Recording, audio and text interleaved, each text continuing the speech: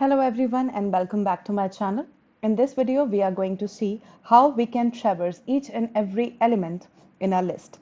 So let us see. Of course, for traversing a list, we will be making use of the constructs which are available in Python or in any other programming language, which is popularly known as the loops. On your screen, there is an example in which we are going to retrieve each and every element of my list with the help of a for loop. Here, I have taken a list with 1 to 9 elements. For I is a loop variable. In L is my list, and I am going to print each and every element of my list. So here, this is to be noted that in for loops, we can use list or any other sequence like strings and tuples as an iterable. In the later video, we were going to also see what do we really understand by an iterable in Python. So first, let us go back to our Python screen and see how we can iterate through a list. As shown in the example, let me take up a list which is having 9 elements in it, right? So creating a for loop for I in L. L here represents my list. I want to print the elements I, and I want them to get printed in a single line separated by space. So I have given the named argument end with the value a space. So here, how we are going to get the answer is, in the first iteration, the value of I will be equal to the first element of my list. In the second iteration, the value of I will be equal to the second element of my list, and so on. And as we traversed up till 9, after 9, there will be no elements to iterate further. Therefore, the for loops condition will get violated. That means it becomes false and we will be coming out of our list. Let us run it and see our answer. Clearly, you can see each and every element printed on your screen. Now let us modify this code to print only the even numbers on the screen. So here I will be giving an if condition. If I mod 2 is equal to 0 colon and then print the values. So I have to provide an indentation with a tab over here. Right? So now if I print on my screen, I should get only the even characters printed. That is here 2, 4, 6 and 8. These are the even numbers. And if I make just a simple change and make it not equal to 0, this should print the odd numbers of element on the screen. And this is clearly evident that yes, we can access each and every list of my element with the help of a for loop also. Now let us see, can we print a list in the reverse order with the help of for loop. We have seen how to print a list in the reverse order by using the slicing operation. And yes, that was really very convenient because that was a one line of code. But let us see, is it this possible to print our list in the reverse order with the help of for loop also? So now I have just deleted a little bit of my code and I will be giving or the range function. And this time the range will start from the length of my list, right? It will go up till 0, right? And the step value will be -1, right? And I will be printing the element of my list I with end equals to space. Now let us run this code and see what happens. You can clearly see that the list is now being printed in reverse order.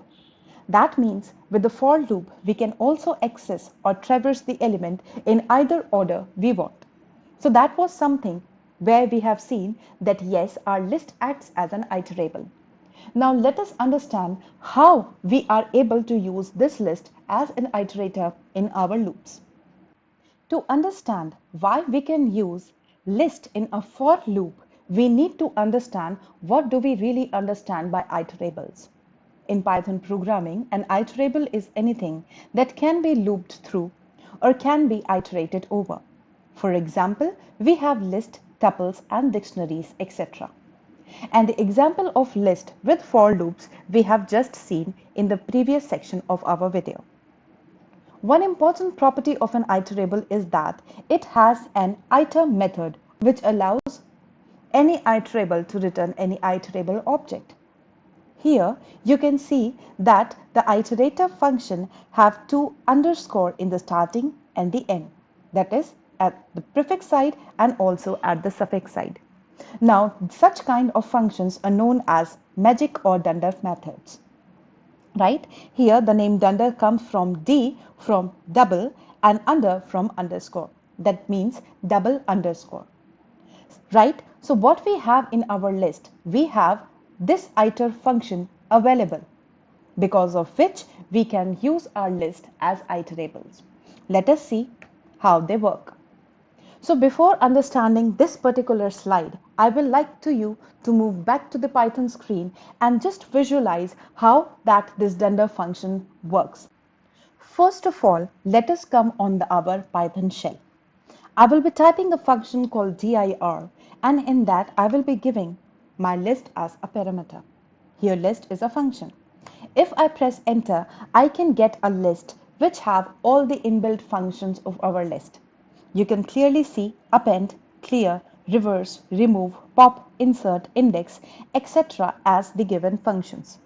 All these functions we will be covering in our upcoming lectures over list. But here you can see that there are so many dunder function or magic functions available over here.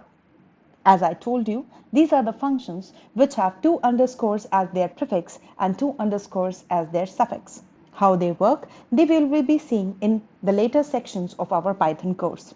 But for here, you can clearly visualize that list has an iter function, which actually makes a list as an iterable. Iterable means we can loop over a list. Let us see how we can actually loop over our list and how that is works.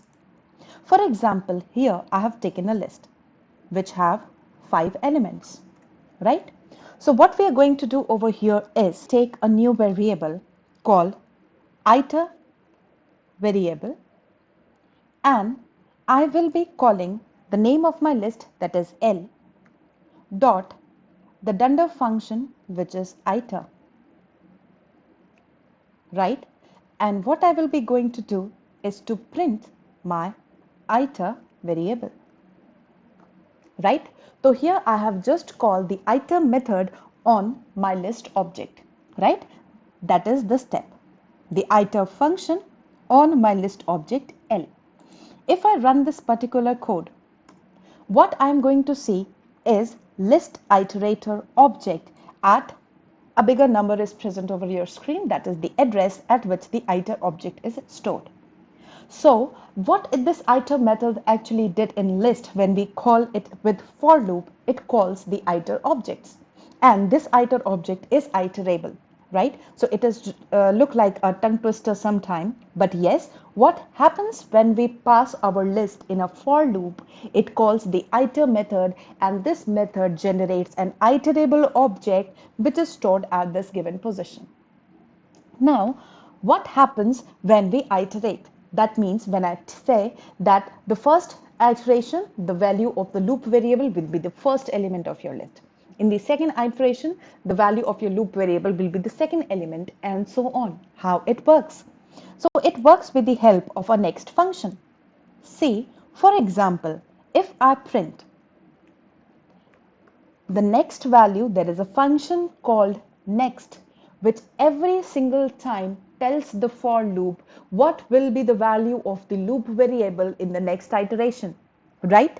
So next will be working on the iterable object, not on my list. So if I run this code over here, the first value should get be printed, that will be 1, right? And you can clearly visualize that the first element of my list is 1. Now let me just change the value, so I do not want it to actually get confused that what are the values. So let it be 10, 20, 30, 40 and 50, right? And it has clearly 5 elements, so I should print this value 5 times, right? 1, 2, that is 4, and this is the 5 times, right? So if I print this value 5 times, I should each and every time get the next value, right? So here it is, you can see 10, 20, 30, 40 and 50 is printed on your screen.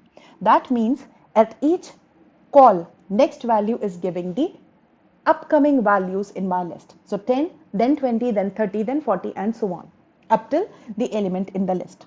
Now what happened if I call this function for the sixth time, right? You know that the for loop will get terminated when we reach 50, right? We do not have any element further, right? So here the for loop will get stopped actually, right? The condition become false, right? So now I am just calling this for the sixth time, right? And we do not have any sixth element. So what will happen over here? If I run it, you can clearly see that it will be giving you an error, and there is an exception that is raised which called stops iteration.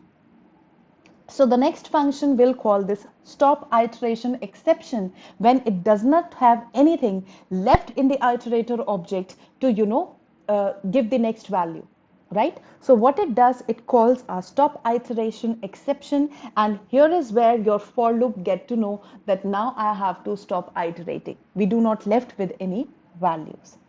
So that was a very basic introduction in which we have seen that yes, we can traverse our list with the help of our for loop, reverse access with the help of a for loop, and how actually we are able to use list as an iterable in our for loop. That means how it works as, the iterable object, and we can actually access each and every element with the help of your loop variables. One last thing that is left in traversing a list is how we can traverse a nested list. Now, this is something very important and interesting as well.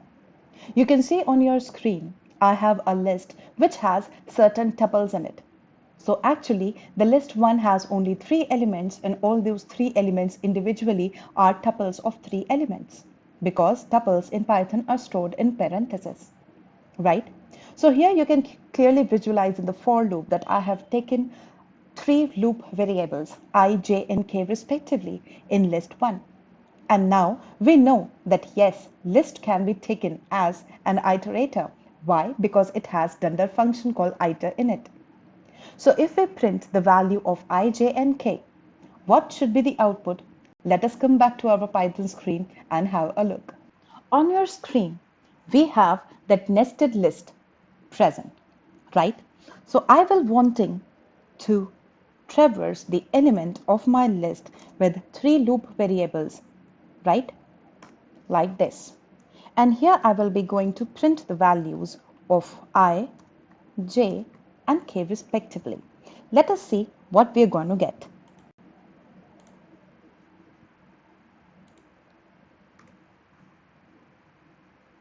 Yes, what I'm getting over here is the values present in my list. You can see that in the first iteration, the value of I will be the first value of my first tuple. The value of I in the second iteration will be the first value of my second tuple. The value of I in the third iteration will be the first value of my third tuple. So if I want to visualize it clearly, you can use only I over here and run it again. And you can see 1, 4, and 7 is printed on your screen. Similarly, if I change I to j, that should represent the second element of my tuples, that is 2, 5, and 8. Let us see. Yes, it is 2, 5, and 8. Similarly, if I run it for k, I should get 3, 6, and 9. Yes, I got 3, 6, and 9 on my screen clearly. Actually working in the order as if they are present. So yes, we can also iterate over nested list. So now here, what is the use of it? So for example, if I want to calculate the sum of the first elements of each tuple, that means what if I want to what if I want to add 1 plus 4 plus 7? So let me see what we are going to do in this particular case. Let us have a variable for sum that is equal to 0, because 0 is the identity for addition. And here what I want to do is to add the first value of each and every tuple that I have in my list. So that will be s plus I. Coming out of my loop, I will be printing the value of s, right? And let us see what I get. Yes, clearly I got 12 as my answer. that is plus 4, that is 5, plus 7, that is 12. So here it is when we can actually get questions like this, we can solve it by iterating over the nested list as well. So that was all with the traversing the elements of your list with the help of loops. I hope that this session was a little bit informative to you, and now you can create each and every iterations on any sort of list that you have. Thanks for watching the video. Stay tuned to my channel